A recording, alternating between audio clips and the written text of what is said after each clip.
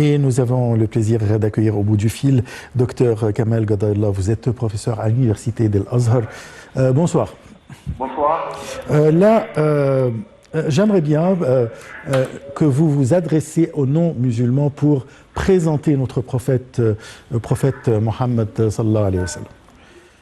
Bon, lorsqu'on parle de notre prophète Mohammed sallallahu alayhi wa sallam, donc il faut citer qu'il s'agit d'un homme tout à fait solitaire dans l'histoire, tout à fait unique parce qu'il faut avant tout passer en revue la situation dans l'Arabie avant la naissance du prophète sallallahu alayhi wa sallam, avant sa mission prophétique.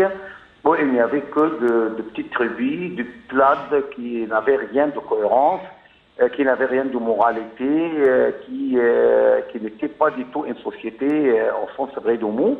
Donc c'est un homme qui a fondé non seulement toute une communauté, mais il a établi les principes les plus sublimes dans le monde entier, comme par exemple l'intégrité, la justice, l'équité, l'égalité, la tolérance, la miséricorde. Donc, il s'agit de quelqu'un qui était élevé orphelin, mais celui qui avait élevé tous ses compagnons, qui avait fait une métamorphose, non seulement politique, mais également avant tout sociale, économique, systématique. Donc, lui, il a fait un changement. Sa vie était un tournant décisif dans l'histoire du monde entier. Donc c'était à l'origine de la création de toute une civilisation qui s'épanouit au Moyen-Âge, alors que l'Europe était dans les ténèbres de l'ignorance, des guerres internes, des guerres civiles, des guerres religieuses. Donc lui, il est à l'origine de toute cette histoire tout à fait splendide et glorieuse de notre communauté. Si vous voulez connaître ce prophète, il faut connaître ses adeptes jusqu'aujourd'hui, ses principes, les valeurs qu'il avait déjà ancrées aux âmes de toute l'humanité. C'est lui qui était en fait le précurseur de toutes les valeurs qui étaient réactualisées par la civilisation occidentale et dont l'application n'est pas encore atteint, même pas le tiers, même pas le quart de ce qu'il avait réalisé, lui et ses successeurs. Parmi les califes et les musulmans jusqu'aujourd'hui. Donc c'est lui en fait le fondateur de toute une communauté. Il était son apparition sur la scène de l'histoire était une étape tout à fait trajectoire et tout à fait transitoire dans l'histoire mondiale. On pourrait dire, ou bien on pourrait diviser l'histoire entre l'avant l'arrivée du prophète Mohammed et l'après l'arrivée du prophète Mohammed sallallahu alayhi wa sallam. Parfait.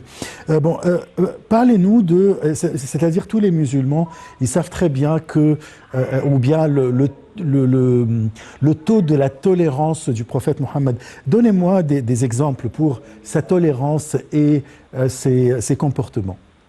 Oui, premièrement, parmi sa tolérance, on pourrait citer plusieurs exemples. En tête, vous avez par exemple cette tolérance avec laquelle elle s'est entretenue avec le Qurayshite, même qui étaient tout à fait des ennemis, des adversaires avec lui. On pourrait citer également cette bienveillance avec laquelle il traitait tous ses compagnons et même aussi les non-musulmans. C'est sa tolérance avec les juifs et il les a intégrés dans la société de Médine. Et on pourrait donner aussi plusieurs exemples. Un jour, il y avait un homme qui avait saisi l'occasion que le prophète était endormi sous un arbre. Il lui a lancé son épée, lui disant qui pourrait te défendre de moi. Il lui a dit c'est Allah qui pourrait me défendre. Donc l'homme a fait tomber l'épée. Le prophète l'a tenu, lui disant qui pourrait te défendre, bien te défendre de moi. Il lui a dit personne. Le prophète lui a dit bon donc avec toute la tolérance, je te laisse. Donc l'homme n'a tardé à se convertir à l'islam grâce à la tolérance du prophète. On pourrait aussi citer l'exemple de la reprise de la Mecque. Lors de la reprise de la Mecque, il s'est adressé aux Qurayshites leur disant Que pensez-vous, c'est ce que je pourrais faire avec vous?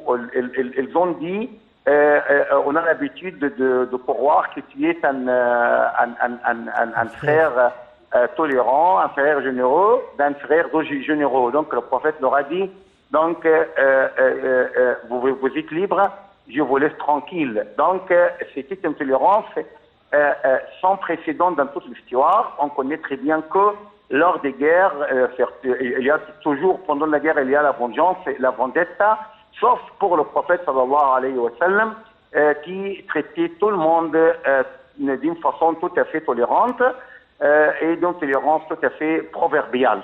Donc, ce sont seulement quelques exemples, mais ce n'est pas tout, parce que toute la vie du prophète sallallahu alayhi wa sallam, c'était la tolérance, preuve à l'appui. Elle n'a jamais cherché à se venger pour lui, mais tout simplement, elle était mise en colère lorsque des interdictions d'Allah sont violées. Donc, c'est seulement dans cette situation qu'il pourrait se mettre en colère, alors que pour lui, en fait, il pardonnait tout ce qui lui apportait de la nuisance. Donc, ce sont des illustrations, seulement exemple des illustrations.